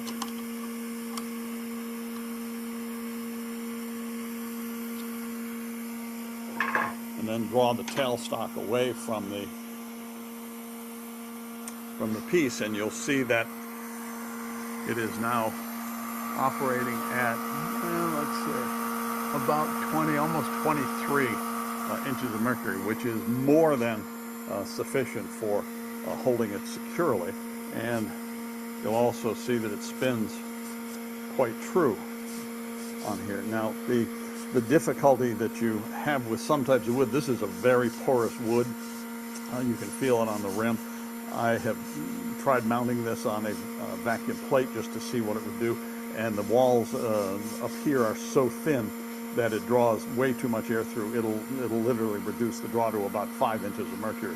So this would not be a candidate for using a vacuum plate with, but it works fine since the vacuum chuck here, as you can see, is limited to the base of the bowl where it's thicker, not drawing through the rim where it's much thinner and much more porous. So you have to adjust your chucking method to the particular wood that you have. This one works just fine with this particular kind of vacuum chuck, which is one of the holdfast chucks. All right, then the next thing we want to take a look at is using a vacuum plate. In the prior example, we used a vacuum chuck, and in the PowerPoint presentation, we showed all the different kinds of vacuum chucks that are available, the different sizes and shapes of them. So you pick whichever one works best with your particular piece. It may be if you're doing a bowl that has a nice even rim, you want to use a vacuum plate. It provides a very stable hold. This is a very basic very basic vacuum plate made out of MDF. I would not use plywood. Plywood will simply not stay perfectly flat over time. I've tried to make them using Baltic birch. It does not stay stable over the years. This vacuum plate I've had for quite a few years, and it works just fine and stayed perfectly stable. I simply mount a faceplate on it and leave it permanently mounted that way. And you put this is shelf liner from Lowe's, and after you glue the shelf liner on and mount this on the lathe,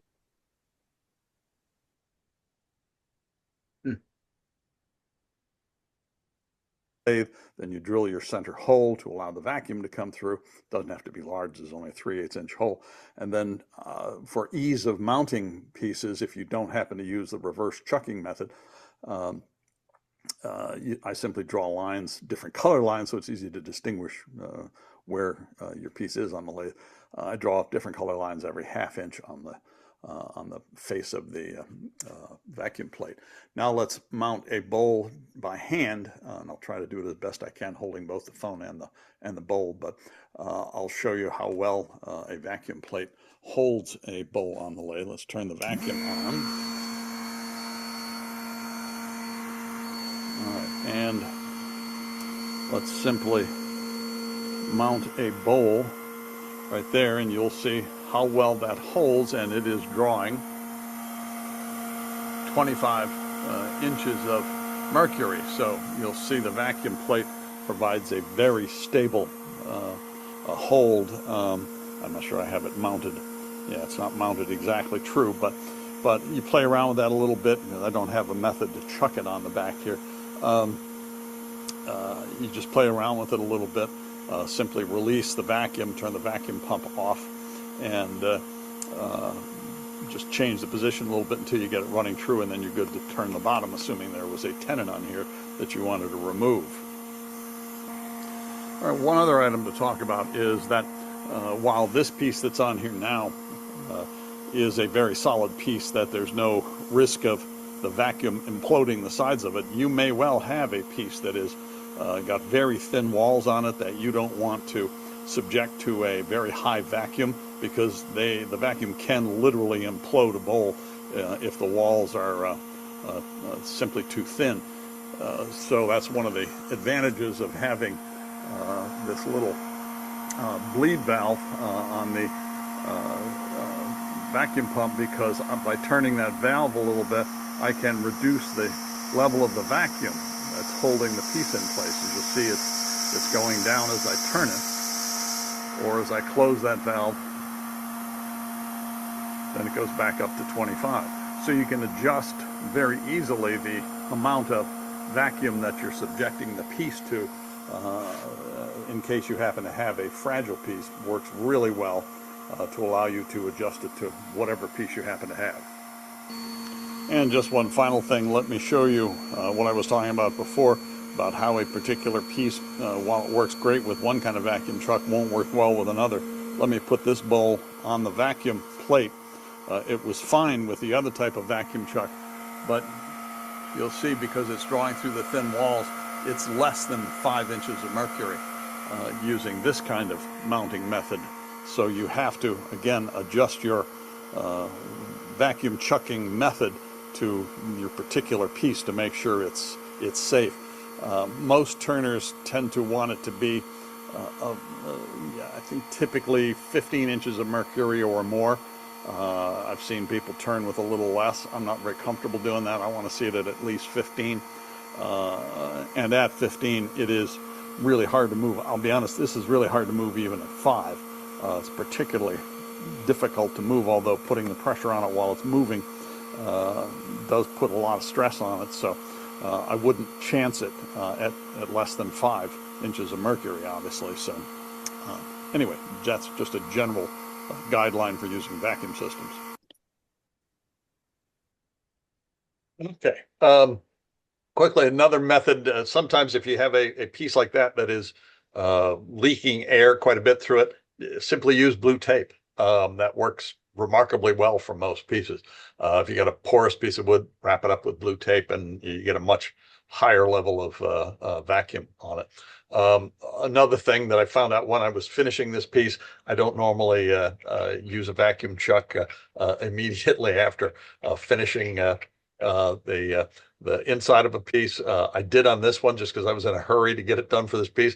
And it pointed out to me, let the finish dry before you do that. I mean, thoroughly dry, 24 to 48 hours. I use Axe sanding paste quite a bit, and it literally pulled most of that finish that I had just applied right off of the inside of that piece and left a goopy mess inside the vacuum chuck. So let it thoroughly dry or you will pull it out. Vacuum chucks are really, really strong. Another type of chucks that you can use for mounting these pieces, and I'll try to burn through because I know we got very little time left. Jam chucks, again, there are multiple kinds of jam chucks. Most of you folks know how broad and varied the types of jam chucks are. You'll see some of the various types here, some of the padding that you'd use on the right-hand side here that you use with jam chucks. The first kind kind of fits entirely inside a piece. That's these here. Again, this is the kind that you're seeing in the turn of wood bowl type. You do not want one to fit like this, where there's only one point of contact. The piece can rock too much. You want to make sure the face of it is profiled so that at least two surfaces are contacting, so that you've got much more stability. And again, forgive me for burning through these. This is, again, the type of thing you would use with a natural edge bowl. Typically, you use one a little bit smaller than that. This one just happened to perfectly fit this bowl, held in place again by your tailstock pressure. And assume there was a 10 in here, you would turn most of it off, except for the piece that was under the live center. The second type is the type that Stuart Batty uses a lot, one that's cut to fit tightly against the inside rim of the finished piece. Again, not a technique I use, but he uses it regularly. Seems to work great for him. I don't typically turn bowls in that fashion, but he uses it and it works perfectly for him. Third type is one that Richard Raffin uses, where for small bowls, particularly, where you cut a recess into usually an MDF piece or something like that, where it holds it in place from outside pressure outside of the rim, and he turns the bottoms, holding it in place that way. Works great for him.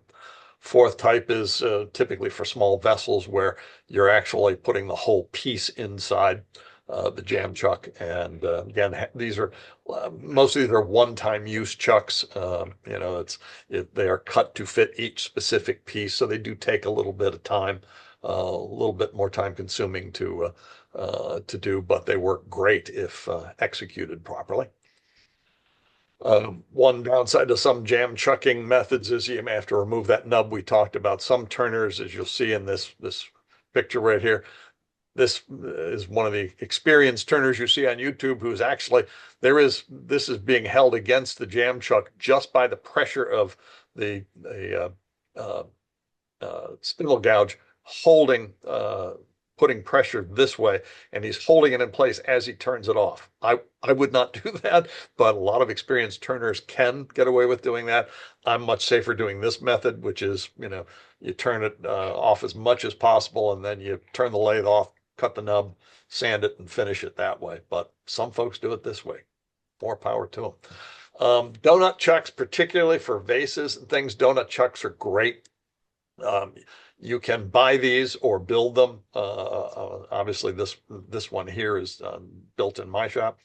This is one from another. I forget where that one came from, but basically just 2 discs of wood with a hole cut to fit the whatever end that you're working on. Work like a charm. You have different lengths of bolts that you might use depending on the length of the piece. They work terrifically. There's a commercial one. Some of them are used as gluing assemblies for stave pieces. You can then mount it on the lathe, turn the end while it's still in the chuck. Works great. Again, you can see here a long set of clamps here. Typically, if you're doing a vase or an urn, you want to, the safest method is using a donut chuck like this one, again, having long bolts. Otherwise, you can use a threaded rod system like you see here, where the piece goes, the end of this threaded rod rests against the inside of the piece, and you tighten it from this end to hold it in place, again, using tailstock pressure, and you can turn most of the bottom except for what's underneath the nub that you're using. Works great. We don't really have time for this video. It simply shows that being used. Fairly limited utility, but can be used. Last method on vases and urns is simply use a jam chuck. Lots of folks simply cut a jam chuck to fit the opening in the vase, turn the bottom of it that way. Nothing wrong with that. That works easily too. All right. That's it. Any questions? I know we're running really short on time for doing the other stuff, Joe. Yeah, we're gonna can everyone hear me okay? We're gonna have to hold show and tell till next month. I mean, thanks to everyone who submitted show and tell. We should have more time next month. We'll just hold everything, all the show and tell that people submitted. We'll just hold that for next month because we're right up here at 9 o'clock now. But for now, let's have some questions and comments on Jim's presentation on the all the different ways of holding, chucking bowls and vessels. The only comment I have is if you have a donut chuck, keep your speed down because Whack you. they can whack you if you're Yeah, not careful. they certainly can. I was going to talk about the Longworth truck. Is that really the only benefit? Is it supposed to be faster? Because I find the cold jaws are faster to just swap all the 8 spots than it is to actually tighten down all the screws and keep it all tight enough holding the bowl on the Longworth. It seems like it takes longer to set up the Longworth, which is why I switched over to cold. I'll be honest. I'll be honest, John. You saw that Longworth chuck in the picture there? Yeah. I have never used it. Wow. I had nothing but trouble with the one I had, and then I finally bought cold jaws, and they're like so much easier. So I don't see how the Longworth is better. It seems like an inferior product to me. It seemed like a good idea at the time. Yeah, I mean, yeah, that's all you got, but yeah. But great idea with the tape on there too. I never thought about that with the cork tape. I'm gonna definitely have to try that. Glenn Lucas has been doing it for years. Works like a charm. Yeah, I'm that guy putting the wax paper on there. Yeah. I just wanted to say something about safety that I agree with all of the great comments about mortise size and tenon size. And generally, if we're thinking of design and not wanting to waste much wood, we can, and if we have good technique and all the other things going for us, and the piece is already roughed out and pretty well balanced, when we make that mortise, it can be shallow. I don't want to elaborate on all the good advice we already got, but I've managed to knock a piece off a chuck when I got too aggressive, or when maybe I went a little too shallow. So I think that there are exceptions to everything here. I'll let it go at that. I'm gonna actually add a caveat because I also had that thought where you said that as long as you set it up so you only open the jaws to 8th, you'll never get a mark from them. That's not really true because if you muscle those jaws, even if you have them right, you're still going to put a mark on there if you pushed it to an 8th. It was like it was a little short and you cranked it till it was an 8th, and you will have marks. So not necessarily if they're only open an 1/8 of an inch, you won't have marks in it because I've had plenty of times where I've more or less he-manned it into the perfect circle, and then I had a perfect circle mark on the inside. It's also possible to split a piece if you expand those jaws inside a mortise. Absolutely. Depending on the wood, that's why you have to decide whether it's even appropriate to use a recess depending on the type of wood. It may not be. Yeah. I just think, particularly if someone's starting out and they don't have a lot of experience with this, that to not err on the side of making too shallow a mortise, if what they need is a little more grip, particularly if it's a larger piece, and they want to minimize the chance of it coming off. Yeah. But again, the better balanced the piece is, the more it's been turned round and balanced. Before you create that chuck mounting, the better. I've learned from experience that things come off chucks. Yeah, absolutely. and particularly early on when I was teaching a lot of beginners, they just don't introduce the tool in the right way. Chuck, you must know, you've taught a lot of people. They can easily jab that wood and separate it from the chuck, and then you've got an airborne projectile. True. Jim, one of my favorite nubbins for a cold chuck is rubber bottle stoppers. I think I bought them from Amazon. One trick though is you get the solid ones, they're one heck of a mess to drill a hole right in the center of a rubber stopper. If you can get them with the holes pre-done, like they might for pipettes and stuff in a lab, you're better off. But it's one of my favorite ones. It has the right shape and about the right size. So yeah. Yeah, I use those too. They work great. Yep. Any other questions or comments on bowl bottoms or anything else? Wood turning? One thing I was remiss at the beginning of the meeting. I always like to give a shout out and welcome new members or guests that might be joining us. And I totally forgot that tonight. I apologize. We had several renewals since the last meeting. Again, I thank everyone who's renewed for the year. And at least one new member, David Miller. I was wondering, is David with us tonight? If you'd like to say hi, and introduce yourself. Welcome you to First State Woodturners. If you're here. That's okay if you're not, or if you're shy, not a problem. But are there any other guests out there joining us tonight? Guests or new members? Just want to give a shout out. We do appreciate your support. Again, we apologize. We don't have time for show and tell tonight. That would take at least another 30, 40 minutes with all the stuff, all the show and tell submissions we have. So it's almost a whole nother meeting in itself. We will save those for the next meeting. Everyone that submitted, will just carry them over and do them in June. If there's nothing else, we'll switch over to the 50/50 raffle. Any other questions or comments? All right, let me pull up the wheel of names here. Everyone see this? All right. For those of you new, this is just a fancy graphical representation of a random number generator.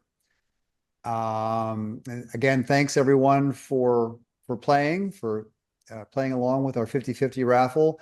We have $110 in the pot tonight, so the winner will go home with $55.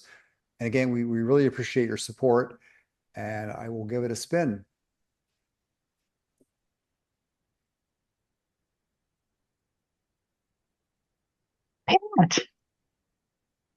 Pat Wisniewski. Pat, are you with us tonight? Congratulations. I don't hear Pat. I didn't see him, Joe. Okay, well, let me just take a screenshot here for our records. Yep, okay, we got our screenshot.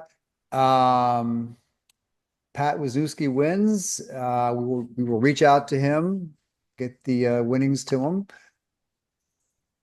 And unless there's any other questions or comments, that pretty much wraps us up. We good? Good. All right. Stay tuned. We'll be reaching out with emails and newsletters. I hope I didn't miss any announcements. Oh, I did one quick announcement I did miss. We did find a home for our musical Molinology collaboration piece that won the AAW Chapter Challenge in 2015. And actually, at the moment, it's on display at the Biggs Museum in Dover, Delaware. They're actually they must follow us on Facebook because they reached out to us and asked if they could display it. So it's actually on display in the atrium. In the atrium, thank you, Tom, of the Biggs Museum in Dover, Delaware. And that I did mention that in our newsletter, the April newsletter that went out a few days ago, or last week rather. So yeah, definitely if you're down in Dover, stop in and check it out there down at the Biggs. Thanks a lot to Tom Sloan and Steve Childers, who really made that happen and found a permanent home for it. After the Biggs, it'll be going to a private collector who will actually be displaying it at Deltec through the fall. So it's really making the rounds and then going to its final home. So that really glad we could make that happen. Good. That's fantastic. Yeah. So, hey, Joe. Yes. One comment. Sorry, I got in late to the meeting tonight, but hey, thanks Peter. for getting the the discount code for the virtual AAW symposium meeting. I Oh didn't know yeah. whether you brought that up or not earlier this evening. I did. Another thing I missed. That was another email I sent out to members only. That we do have a discount code. Uh, that I sent out an email out to members only. If you can get $20 off if this is for the virtual AAW symposium. You can watch from home. I think it's over 20 different virtual um, rotations or demonstrations from the symposium, and you can actually watch them later. They'll have recordings of them. You can either watch them live while they're happening or watch recordings of them later. And we have a chapter discount code for $20 off. Is it $20, Peter? Yeah. Yeah. Yeah. So if you didn't get that, or if you lost that email, give me a shout out and I'll get you that discount code. Yeah. Thanks. There's gonna be some great demonstrators this year. Yeah. Yeah. It's going to be a great symposium. Unfortunately, I can't make it in person this year, but I know Tom's going to be there. Mike's going. Mike's going. Scott, Marie's gonna be there. Marie, I see Marie is going to be there. Yeah. Marie, did you have any WIT announcements real quick or no? Sure. I have Yeah. I'm on the women. Hi guys. I'm on the Women in Turning Committee, and the one thing that has been kind of front and foremost for you didn't have to do that. For the committee is we've been on this kick to do the wig stands for cancer patients. And just to give you an update, nationwide, as of the 5th of May, there have been 2,805 delivered. So the goal is to have, they don't count until they're actually delivered to whatever charity you choose. I don't know if First State is doing this or not. But if you're interested in doing it, I can look about and see if I can find something that is local for you to be able to distribute them. Pretty much, the idea is just to, we have on the AAW website, on the Women in Turning page, there is a tab that says events. I think it's events. Pretty sure it's events. Projects maybe. Anyway, I can put the link in the chat, but it gives you all the directions on how to do it. The nice part is it's a pretty simple project. You get spindle work, you get faceplate work. So you're going to learn beads and coves and can do that. And they're very simple to do. There have been an awful lot of really cool things come out of this. We've had responses back from people who have received them. They are extremely appreciative. You know, it's kind of like the Beads of Courage boxes, but in this case, you know, I would venture to guess that not one of us could say that they've never had anybody in their life that's gone through cancer. So it's not just for women.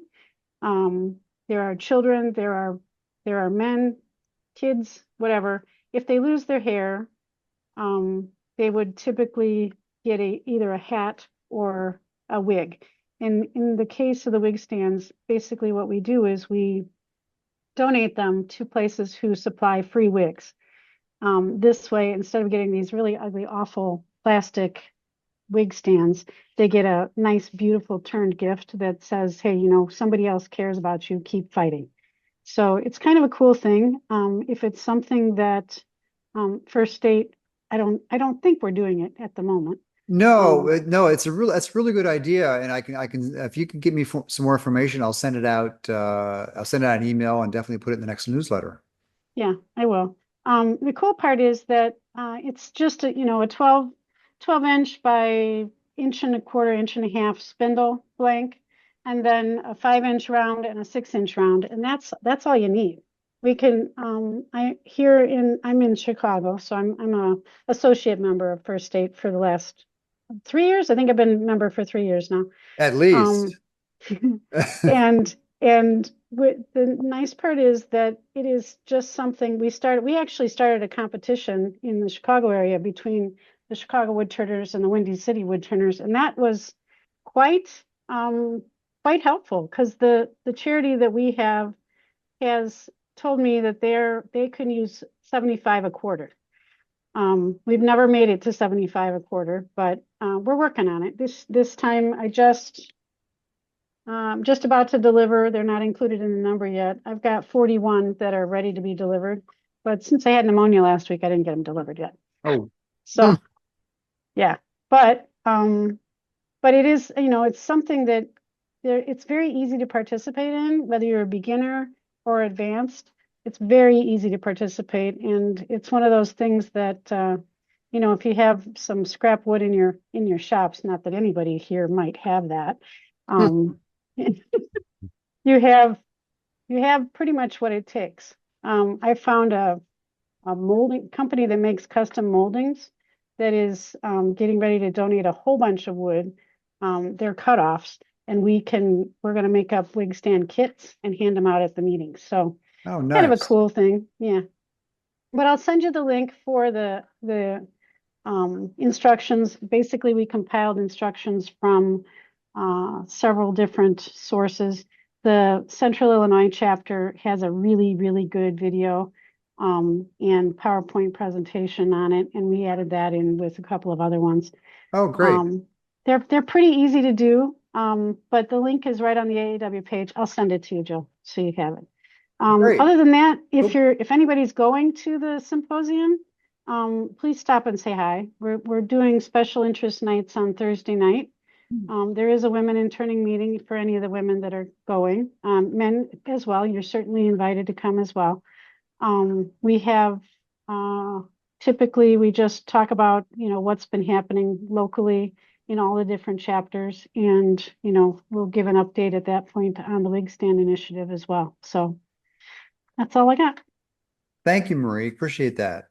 Thanks for letting me talk about it. Oh, absolutely. No, that's a really good idea. It's for obviously for a great cause, and we'll get more information out on that if anyone would like to participate. It's a great little fairly easy project. Yeah. Yeah, and I'm pretty sure that I can go ahead and get you a link to a place that's fairly close in your area as well. And basically, all I did here is just I Googled free wig stands in Illinois, Northern Illinois, and then and that's how I found the place that we were doing. I called them, and they were just like, "Yep, we're in." So that's great. That was kind of yeah. Yeah, that's a good idea. Yeah, thank you. Thank you. All right. If there's nothing else, I guess we'll call it a wrap. Thanks everyone for coming out. I really appreciate coming out and visiting us and your support. And we'll be in touch, and we'll see you next month. Bye. Good night. Take care, everyone. Good night. Yep. Happy turning. Be safe. Night, everyone. Good night. Night.